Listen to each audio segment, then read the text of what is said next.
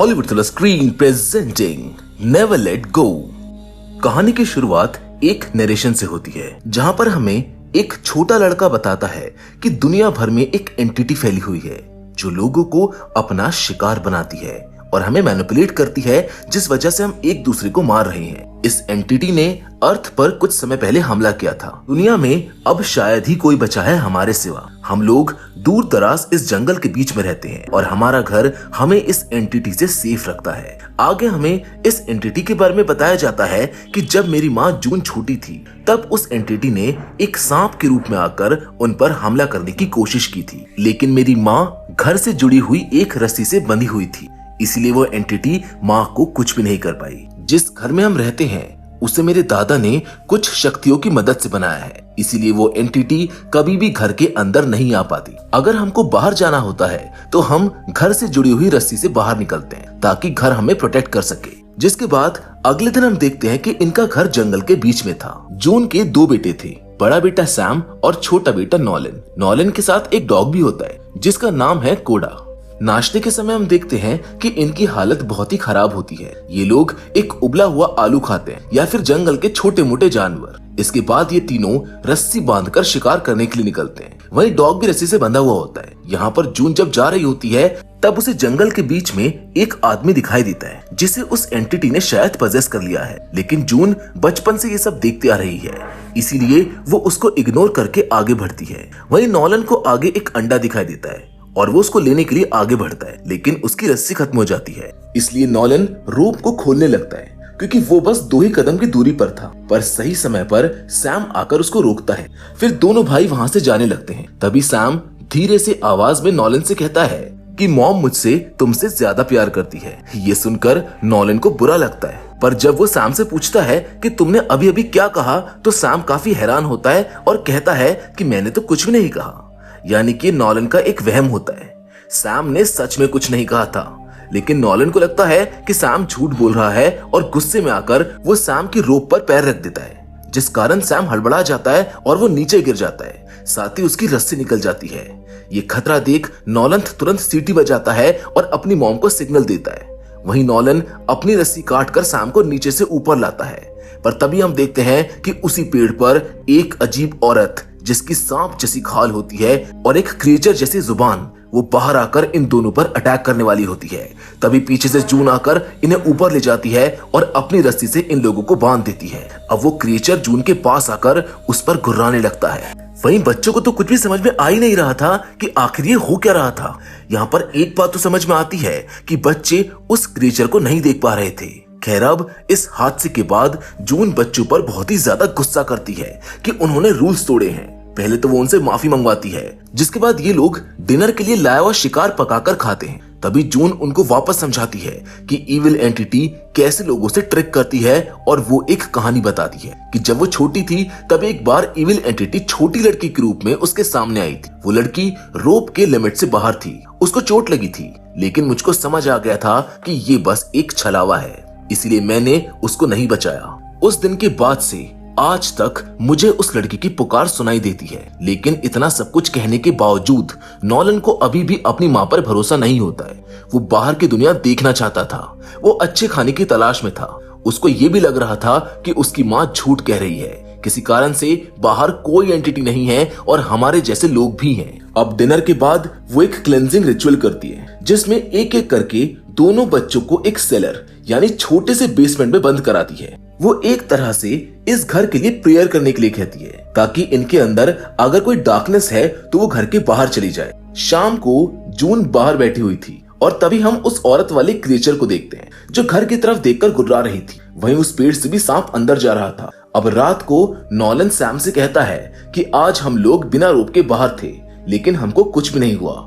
शायद मॉम झूठ बोल रही है, लेकिन सैम कहता है कि हम मुश्किल से बच पाए हैं, हमें मॉम पर भरोसा रखना चाहिए। फिर नॉलन उससे पूछता है कि माँ ने हमारे डैड और दादा दादी को क्यों मारा था, जिस पर सैम बताता है क्योंकि उन्हें इविल एंटिटी ने पजेस कर लिया था और मॉम ने हमें बचाने के लिए ही ये सब कुछ किया है। यानी कि यहाँ पर यह भी क्लियर होता है कि इनकी पूरी फैमिली को जून नहीं मारा था। ये सब सुनने के बाद नॉलन को अपनी माँ के ऊपर और भी शक होने लगता है। वहीं दूसरी ओर जून अब भी घर के बाहर बैठी हुई थी और तभी हम उसके हस्बैंड को देखते हैं दरअसल ये वही एंटिटी होती है जो जून को रोमांटिक बातें और पुरानी चीजें याद दिलाती है कि कैसे वो एक हैप्पी फैमिली थे।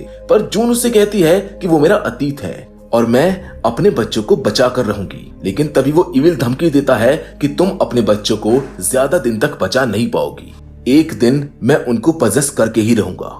जिससे जून डर कर घर के अंदर चली जाती है। अगले दिन जून ग्रीन हाउस में काम कर रही होती है। तब नॉलन देखता है कि जून के बैक पर एक सांप का टैटू बना है जो इविल एंटिटी का निशान होता है। वो जून से सवाल करता है कि आप जिस एंटिटी से दूर भाग रहे हो उसका टैटू क्यों बनवाया है, जिस पर जून थोड़े से गुस्से में और इरिटेटेड होकर कहती है कि ये टैटू मैंने काफी पहले बनवाया था, इविल एंटिटी के इस दुनिया में आने से पहले। और ये कहकर वो लोग शिकार के लिए निकल जाते हैं। देखते ही देखते शाम हो जाती है। जून जब अपने कमरे में नहा रही होती है तब नॉलन अचानक से नींद में चलते हुए वहां पर आ जाता है। अब जून को खतरा होता है कि ये ऐसे ही बाहर ना चला जाए, इसीलिए अगले दिन उसके पैर पर वो घंटी बांध देती है ताकि इसकी आवाज से वो जाग जाए। इस तरह इनके दिन गुजरते रहें। एक दिन जून जब शिकार कर रही होती है तभी उसको कुछ हलचल महसूस होती है।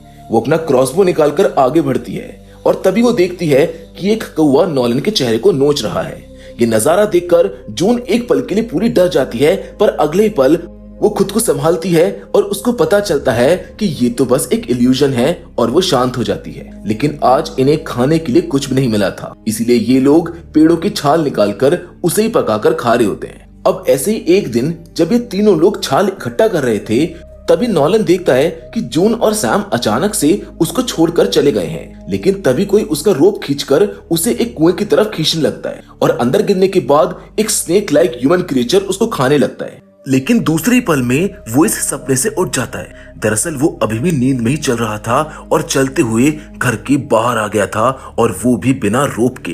तभी सामने उसको कूड़ा दिखाई देता है और वो उसको देखने के लिए आगे जाता है। लेकिन तभी जून तुरंत आकर उसको लेकर वहां से चली जाती है। अंदर आने के बाद जून उसे उसी बेसमेंट में डालकर जबरदस्ती प्रेयर करने के लिए कहती है, जिसके कुछ देर के बाद वो बेसमेंट खोलती है। पर नॉलन इस हादसे के कारण अपनी मॉम को और भी ज्यादा हेट करने लगता है क्योंकि उसे अपने सवालों के जवाब नहीं मिल रहे थे। रात में नॉलन सैम से कहता है कि अब बहुत हो चुका, हमारे पास खाने के लिए कुछ भी सामान नहीं बचा है, हमें बाहर जाकर मदद मांगनी होगी। लेकिन सैम उसके इस प्लान में साथ देने से मना कर देता है। वहीं अब जून भी अपने बच्चों का मूड देख लेती है और उन्हें एक डिवाइस दिखाती है। ये होता है इंस्टेंट कैमरा, और उन्हें कुछ पुरानी तस्वीरें दिखाकर बताती है कि इससे हम यादें बना सकते हैं। पहली बार उन्होंने ऐसी कोई चीज देखी थी, इसलिए उनका मूड भी सही हो जाता है। जिसके बाद वो इन्हें बताती है कि हमारे पास अब खाना नहीं बचा है और हमारे पास कोई भी रिसोर्सेज नहीं है, इसलिए हमें कौड़ा यानी कि डॉग को मारकर खाना पड़ेगा। लेकिन ये सुनते ही नॉलन जून से बहस करने लगता है कि आप बड़े हो, आपको खाना लाना चाहिए, मैं अपने डॉग को नहीं मारने दूंगा। नॉलन रोते हुए अपने डॉग को सहलाने लगता है। जून मजबूरी में कौड़ा को उससे छीनकर ग्रीन हाउस के अंदर लेकर जाती है, जिस वजह से गुस्से में नॉलन बिना रोप के ही घर से बाहर आ जाता है और अपनी मॉम से कहता है कि देखो बाहर ऐसा कोई भी क्रिएचर नहीं है। ये कहकर वो जून का भी रोप काट देता है और कौड़ा वहां से भाग जाता है। अब नॉलन जून को ग्रीन हाउस के अंदर ही बंद कर देता है। वहीं जून बिना प्रोटेक्शन के पैनिक होने लगती है, लेकिन नॉलन दरवाजा नहीं खोलता। वो ये सब कुछ बस इसलिए कर रहा था ताकि अपनी मॉम को वो ये यकीन दिलाए कि बिना रोप के हम बाहर जा सकते हैं और खाना ला सकते हैं। साथ ही यहाँ पर कोई इविल नहीं है। लेकिन तभी हम एक इविल को देखते हैं जो जून की मॉम के रूप में होती है और वो उसके पास आने लगती है। वो एंटिटी जून की तरफ ही बढ़ने लगती है। वो कहती है कि तुमने मुझको जहर देकर मारा था, इसलिए मैं तुमको पजेस करके तुम्हारे बच्चों को भी मार दूंगी। इस बीच ग्रीन हाउस के बाहर सैम भी आ जाता है, जहां नॉलन और सैम के बीच में लड़ाई होने लगती है। लेकिन वही ग्रीन हाउस के अंदर जैसे वो एंटिटी जून के पास पहुंचने वाली होती है, जून खुद को पजेस होने से बचाने के लिए अपना गला काट देती है और खुद को मार लेती है। तभी सैम आकर ग्रीन हाउस का दरवाजा खोलता है और अपनी मॉम को ऐसी हालत में देखकर दोनों बच्चे काफी ज्यादा रोने लगते हैं। लेकिन सैम की हालत बहुत ही बुरी हो चुकी थी, वो बीमार था। नॉलन उसका ख्याल रखने लगता है। अब आगे हम देखते हैं कि नॉलन तीनों रोप्स को जोड़ लेता है, जिससे वो जंगल से बाहर आ जाता है। ये लोग बहुत ही शेड्यूल्ड एरिया में होते हैं, लेकिन वहाँ पर कोई भी नहीं होता। निराश होकर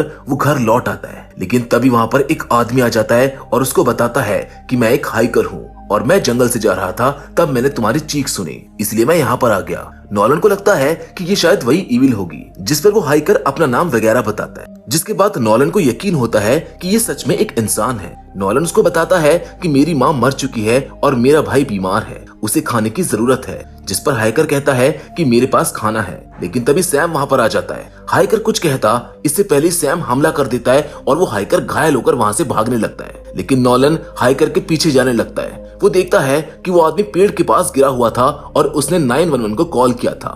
फोन के दूसरी ओर से भी आवाज आ रही थी, जिसको सुनकर हमको यकीन होता है कि ये दुनिया खत्म नहीं हुई है, अब भी शहर में लोग मौजूद हैं। नॉलन उस हाइकर का बैग लेकर वहां से घर वापस आता है, लेकिन सैम को यही लग रहा था कि वो रियल इंसान नहीं था, वो एंटिटी थी, इसलिए दोनों में बहस हो जाती है। पर सैम को भी काफी भूख लगी थी, इसलिए वो उसका खाना खा लेता है। सैम उसका पूरा बैग सर्च करता है, जिसमें उन्हें उस आदमी का वॉलेट दिखाई देता है, जिसमें उसकी बेटी की फोटो होती है। और ये देखकर सैम को भी एहसास होता है कि उसने एक रियल इंसान को मार दिया था और उसको पछतावा होने लगता है। फिर वो एक फ्लैशलाइट निकालता है और बाहर आकर बैठ जाता है। लेकिन तभी उसको एक आवाज सुनाई देती है जो ग्रीन हाउस से आ रही थी। वो वहाँ चला जाता है, जहाँ अचानक से एक छोटी लड़की आती है। वो लड़की कहती है कि मेरे डैड जंगल में खो गए हैं, क्या तुमने उनको देखा है? ये लाइट भी शायद उन्हीं की थी।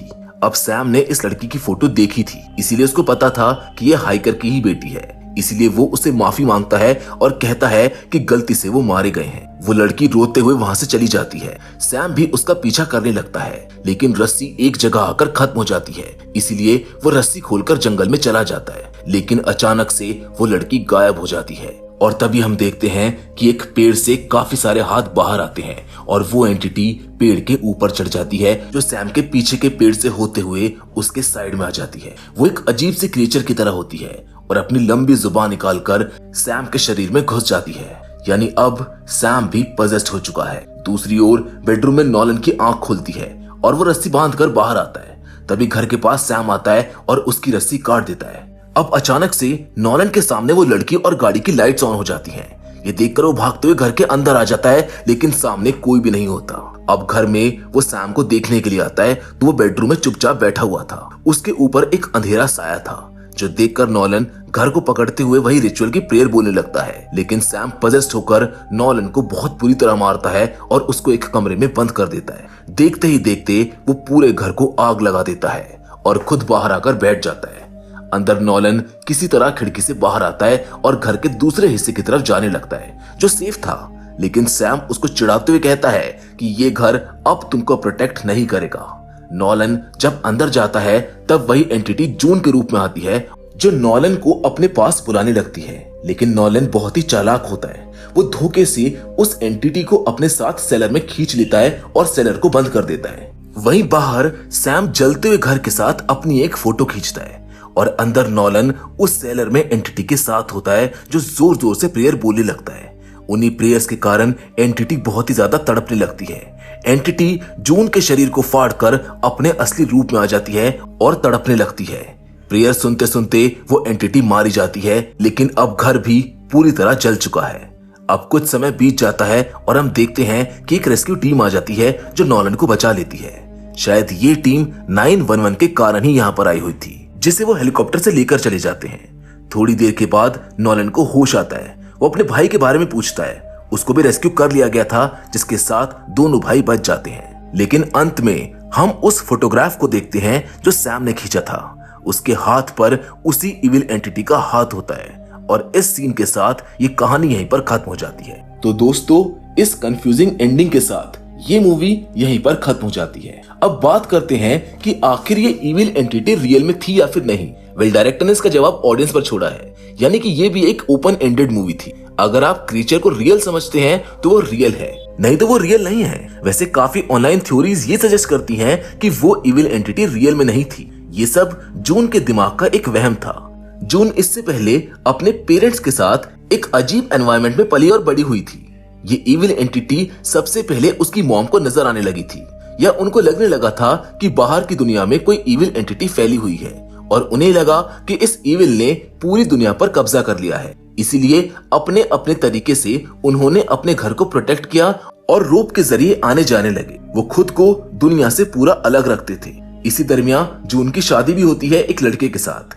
अब वो लड़का इस इविल को मानता था या फिर नहीं ये तो पता नहीं था, लेकिन आगे चलकर जून को ये लगने लगा कि उसके पेरेंट्स और हस्बैंड को उसी क्रीचर ने टच किया है, यानी कि वो पजेस्ट हो गए हैं। इसीलिए जून ने उनको मार दिया ताकि वो अपने बच्चों को बचा सके, और यही चीज वो कंटिन्यू करती है अपने बेटों के साथ। अब यहाँ पर एक बात क्लियर होती है कि शायद ये क्रिएचर जून और उसकी मॉम को ही दिखाई देता था, यानी उनका ये एक वहम हो सकता है। रियल में कोई भी क्रिएचर नहीं है, बाहर अभी भी प्रॉपर एक दुनिया है, लाइफ है। जून का बड़ा बेटा सैम अपनी माँ की हर बात मानता था, जैसे जून भी अपनी माँ की हर बातें मानती थी, इसीलिए उसको भी लगने लगा था कि ये इविल एंटिटी रियल है। वहीं नॉलन अपनी माँ पर क्वेश्चन उठाता है। बात तो तब बिगड़ जाती है जब वो उनके डॉग को खाने का फैसला करते हैं, और उसी के कारण आगे की चीजें होती हैं। अब बात करते हैं एंडिंग की। तो जो हाइकर था वो बिल्कुल रियल इंसान होता है, क्योंकि उसने 911 को कॉल किया था।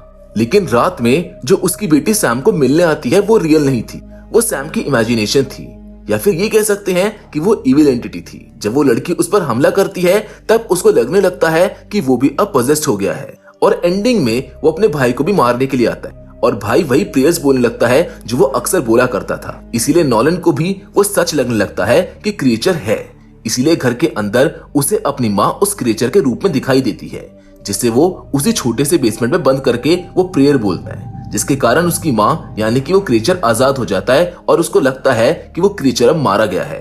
वहीं दूसरी ओर सैम को लग रहा था कि वो अब भी उसी क्रिएचर से पजेस्ड है, इसलिए जब वो फोटो निकालता है तब हमको वो हाथ दिखाया जाता है, क्योंकि वो क्रिएचर सैम के पॉइंट ऑफ व्यू से दिखाया गया है। उसकी इमेजिनेशन उसको रियल लग रही होती है, इसलिए हमें भी उस फोटो में हाथ दिखाया गया है, यानी कि जून, उसकी माँ और सैम, इन तीनों को भी वो क्रिएचर उतना ही सही लग रहा है जितना दुनिया की कोई भी चीजें हो। वहीं नॉलन इस क्रिएचर की बात पर भरोसा नहीं करता, इसलिए उसको लगता है कि अब क्रिएचर नहीं है। बाकी हमारे हिसाब से इसमें कोई भी क्रिएचर नहीं था और ये सारी जून और सैम की इमेजिनेशन थी। अब आपको क्या लगता है, आप हमको कमेंट्स में जरूर बताएं। बाकी हम उम्मीद करते हैं कि ये वीडियो आपको पसंद आई होगी। मिलते हैं आपसे अगली वीडियो में, लेकिन तब तक के लिए धन्यवाद।